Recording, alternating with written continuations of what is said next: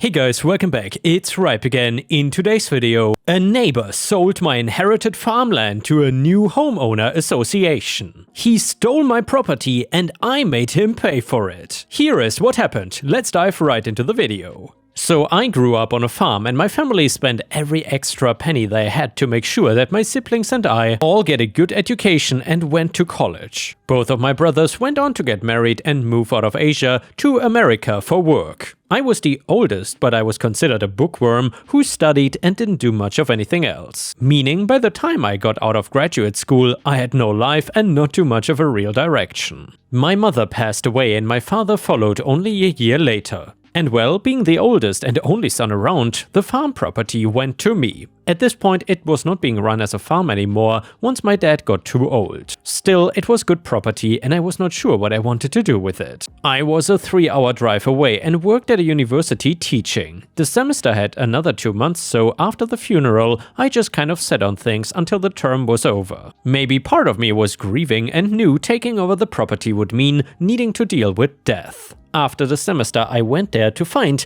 that the property was in the process of being totally dug up. A fence was surrounding it with the number and name of the construction company. I called them and explained that I owned this property and I did not understand who gave them permission to do all of this. They pointed me in the direction of the HOA and I knew it was gonna be trouble. My dad never trusted them and warned us against being part of one because they could be controlling and skeezy. I found an office for them and went to tell them that the property was being dug up and I owned it. Instead of a solution, they told me that the property was sold to them by my neighbor. They had this look on their face that I just knew there was more going on. They would not help me, so I left to go and find this neighbor. When I found the neighbor, I gave him the entire story. He told me that when I never showed up, he just claimed the property and sold it to the HOA. I was furious and started yelling about him not having a right in hell to steal my land and give it to the HOA just because I was gone for 2 months.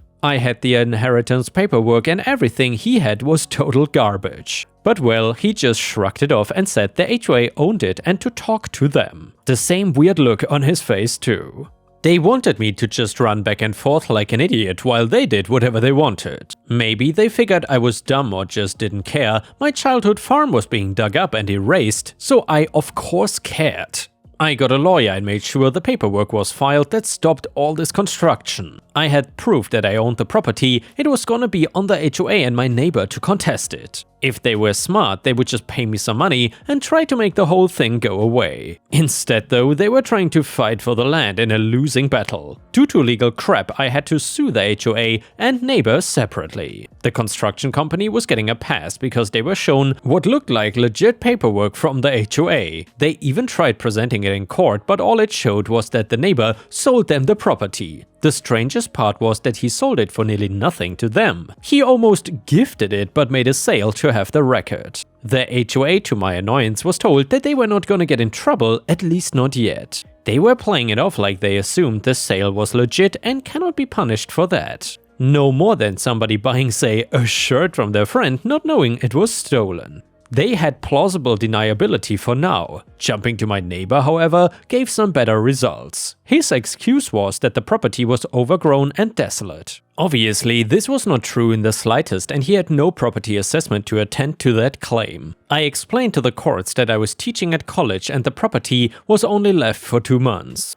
I was well within my rights to claim my inheritance, that is when neighbor offered me money. The exact amount that the HOA paid for the property, which again was basically nothing. My lawyer stopped it right in its tracks knowing that it was fishy and just crap. These were not all done in the same day, of course, and had time between meetings with the neighbor and his lawyers. My lawyer did some digging and finally found something to blow the case wide open. It turns out until 2 weeks before the property was sold, my neighbor was on the HOA board. They tried to wipe all records of it and the new member joining. Luckily, the internet means things cannot disappear and we were able to dig up the dirt we needed. So therefore, my lawyer questioned him next time his relationship with the HOA and neighbor said that he paid his dues and that was everything. When questioned if he was ever part of the HOA board, his face went white. He started stammering that he was not part of the board exactly and it was a long time ago. We showed the proof of when he left and now we had a connection between the two cases. So the HOA wanted to commit fraud by stealing my farm property and building a community center or pool or something in its place. Then afterwards my neighbor stepped down to try and make it not look as suspicious when he stole the property. Only now we caught him and told him the HOA would sell him down the river and claim it all to be his idea. He would go to jail for a much longer time if he was in on it alone. Man, this guy cracked right away and started claiming who was in on the deal. Now, I could go back and sue the HOA properly for stealing my property and getting the correct people thrown in jail for it. Meanwhile though, the property was still a mess, so I was suing the HOA in a civil case for what it would cost to get the farm back to its normal state. They had to pay a huge amount of money to me for the farm rebuild. About half the board and my neighbor went to jail for fraud, but sadly, the HOA ended up still getting to stay and run. About a week ago, I got a letter in the mail from the HOA, a generic thing asking people to join and how great they were. I laughed hard before ripping it into shreds. I've been thinking about this entire story since and felt like sharing it with all of you. Honestly, I will never join an HOA after they tried to steal and destroy my family home, thinking that a farmer's son could not do anything to fight back against them. And yeah, Ripe Stars, if you happen to be the head of an entitled homeowner association, then never underestimate farmers. That's the biggest mistake you can do. Either way, the next one is a petty revenge story. I do office work and have recently conducted several audits to get our files prepared for the new year. I realized a lot of employees were missing many items in their files. This was not anyone's fault because the company never had proper admin employees, so I was hired specifically to clean up files and ensure state and federal compliance. This employee, we will call him Paul, works remotely and never answers his emails or phone. So there was an audit I was working on and realized about 60 employees needed to sign a form. So 59 of them signed it within the week and Paul never answered me. I called and emailed him for about 3 months until he finally sent it back. It's unfortunate that I have to keep an audit open for this long because of him. He has done this multiple times though and also missed 2 mandatory online classes that I conducted, so I had to jump through hoops for him to take the class. He always is the last one to complete anything that I ask of him, and it's quite unfair that I have to spend many hours calling and emailing him, all for a task that takes a lousy 5 seconds for him to complete. Anyway, we are ordering new shirts for the whole company because they met the sales goals. It is just a gift and we understand that we cannot make everyone happy, maybe some don't like the color or fabric, etc, so the owner made it very clear that we will send one to every address and there will be no returns or exchanges for any reason. Because it is custom made and quite expensive, and also because it's a gift and not like a company uniform or anything. I spent many hours getting everyone's sizes and entering it into a spreadsheet, but guess who never responded? Although I've never met Paul in person, I've seen a photo and I would guess he is about 6'3" and around 300 pounds. So guess who ordered him a size extra small? And yep, I guess that was OP.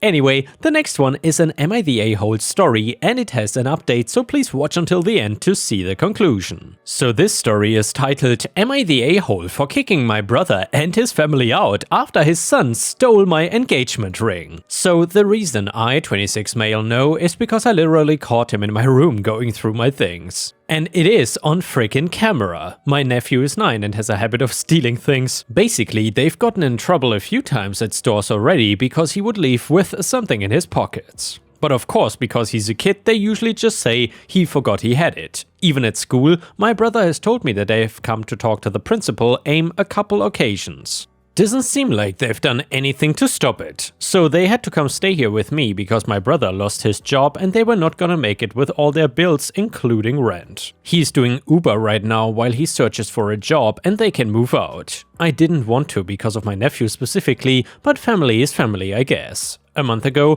I finally bought an engagement ring for my girlfriend that I was planning on proposing to soon, but now I don't know. This is a $4,000 ring that I spent over a year saving up for. It's been hidden in my room under one of the drawers. One time when I found him snooping in my room, I told my brother to control this damn kid. Then I got one of those cheap spy cams in my room just in case. Then last week I noticed it was out of its box after checking the camera. It showed that he was in there again when I was not home. My brother and his wife have yelled at him. He says he left it by the TV in the guest room, but it's not there. They looked through all their stuff and his too, and I know for a fact that he's lying about not having it because that's the same thing he said about one of my watches he took and then ended up finding it. By the second day, my brother tells me that they cannot find it at all, and I told him either they can find the ring or he repays me the $4,000 I spent on it. If not, they cannot stay here anymore. My brother got really upset. He told me, I know how their situation is right now, and yeah, it's a tough spot, but I couldn't ignore the fact that his kid he cannot parent took something extremely important to me that cost a lot of time and money. They were given a week to leave my house if they don't find the ring. They are having to stay at a cheap motel, but my brother won't stop begging to come back because what they are paying right now each night is coming directly out of their savings. He won't stop calling me heartless about letting something like this come between helping them out through a difficult time, and my nephew keeps saying he's sorry. It's just hard right now to want them around. I don't even know what to do about the ring, and every time I think about it, it just makes me so mad that it's hard to care about their situation. Does that make me an a-hole? And yeah, Ripestars, if I had someone in my family who stole from me, especially something like this, and if they did not have a very good reason for it, I would definitely cut them out of my life. So I would say OP is definitely not the a-hole and especially not heartless or anything. If anything, I might have even gone to the police, but then again, it depends on the kind of relationship you have with your family, I suppose. Either way, let me know what you think in the comments. Comment number 1, if you have a recording, go to the cops. Your brother is clearly not willing to teach his brat that stealing $4,000 is a serious crime. Maybe the cops would do a better job. Do check the local pawn shops, you may well find it there. If you do, they record transactions exactly for reasons like this, so you and the cops can see who pawned it. Don't let them into your house again for any reason. Comment number 2, not the a-hole. The nephew is not sorry, he's just sorry that he got caught and is having to live in a crappy motel with his idiot parents. Your brother needs to grow a pair and own up to his crappy parenting. He also should pay you back the $4,000 that you spent on the engagement ring. Comment number 3, not the a-hole. As OP said, they have neglected to parent their kid. And in all the apologies, brother has still to offer to pay it back promptly, instead just focus on the situation and not the effect as having an OP. And now, Ripestars, we thankfully have an update to the story, and it reads like this. So yes, I found the ring. It was a stressful day doing a deeper search in my house, trying to think like my nephew, and looking in places where I think he would hide something if he really didn't want it to be found. And the decision was, if it really wasn't found and my brother was not able to get him to talk, or they wouldn't be able to pay back what I'm owed, then the police would get involved. He did beg me not to, but I told him, then you better pray that I find it or you come up with the money to pay me for it. I guess both our prayers worked, because guess where I found it? In the frickin' sink. The sink, and that's thanks to the comments who told me to look at those places. I don't know what I would have done otherwise. It was the sink that was in their guest room. I'm glad he didn't just throw it away. You guys don't know how freaking relieved I was to find it. It took some work to remove the P-trap under the sink to get it out, but I was just so happy to find it. By the way, the same night my girlfriend, fiancé, got back, I proposed to her and she said yes. After a nice romantic dinner, just the two of us at home. The plan was to wait, but after all this crap, I thought, F it, I'm proposing ASAP before anything else happens. After my brother heard about me finding the ring, he thought this meant that he could come back. I said no, he wanted to argue about this again,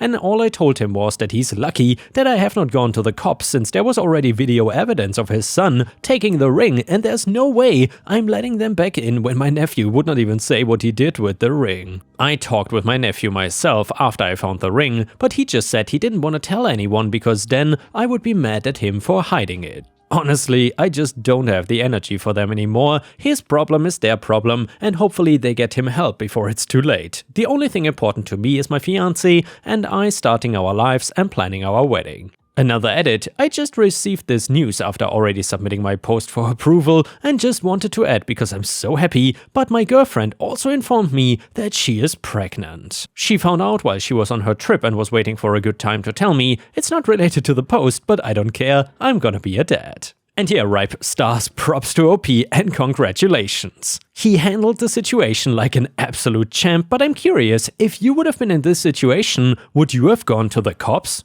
Or not? Let us know in the comments. And now let's move on to the next story. It starts like this. Beating my HOA. Posted by user chilldude890. Backstory: a few years ago I bought my first house in a medium-sized 500 to 1000 homes neighborhood in a southern state. It had an HOA, but I actually picked the neighborhood because they had the lowest HOA dues in the city, the fewest rules, and the house was by far the nicest one I could afford in my budget. After a few weeks, I get a violation notice from the HOA telling me that I had 2 violations needing correction. Number 1, my lawn was not green enough. Number 2, my trash cans were too close to my driveway. I was thoroughly confused about number 1 as it was February in the middle of winter, so of course my lawn was dead, like pretty much everyone else's. So I had assumed that either this was a mistake or an existing offense from the previous owner.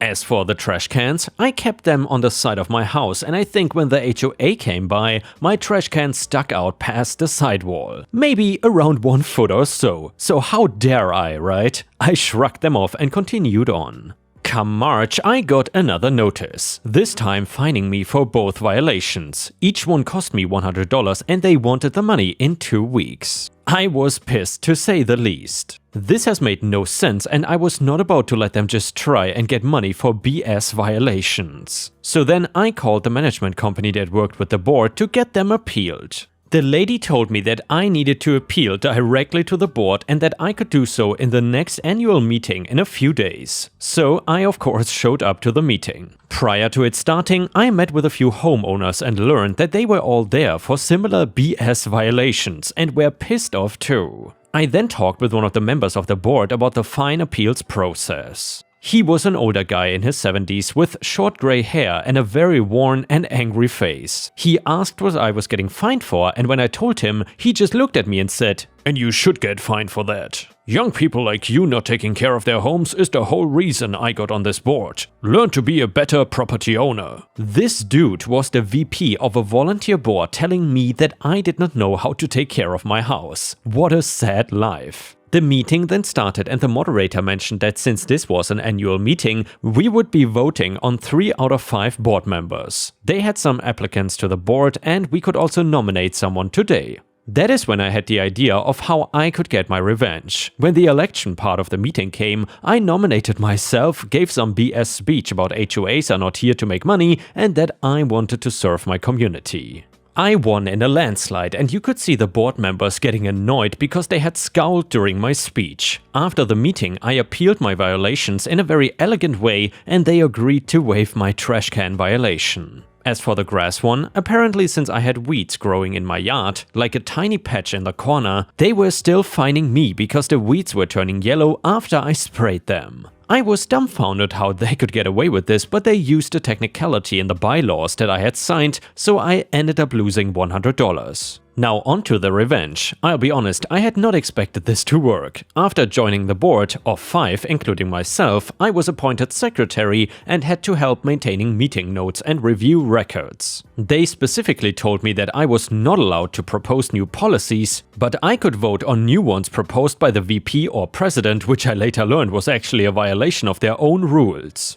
I voted every new rule down as long as I was in that position. I decided that my best course of action was to listen to how the others operated and look for an opening to get each of them off the board. The first opening came when the president, who literally looked like the most Karen woman ever, mentioned that she had wanted to fine for flowers that were not neutral color. Basically, if a homeowner wanted to add something like turquoise flowers, we would fine them. She apparently had a neighbor that had flowers that she didn't like and she wanted to use the board to stop them. If you ask me, it was pretty insane. I then started my revenge on her. I started a message thread on Slack, since that's how we communicated, with the other board members and asked what they had thought about her policy and reasoning. After far too much deliberation, 2 of them honestly thought that this was okay, we agreed that the policy went too far. I then made a long post in the main channel telling her that her actions were not only wrong, but that she should be excused from the board. When she inevitably flipped out, I called a board meeting in the following week, and the other 4 board members voted her off for targeting a community member for personal gain. She then gave a sob story about how the board was her life and that the neighborhood was like her child, but I did not care. That was one down. I convinced one of my good neighbor friends to join a little later on to take her spot. The next members I targeted were the treasurer and director, as I wanted to save the VP for last.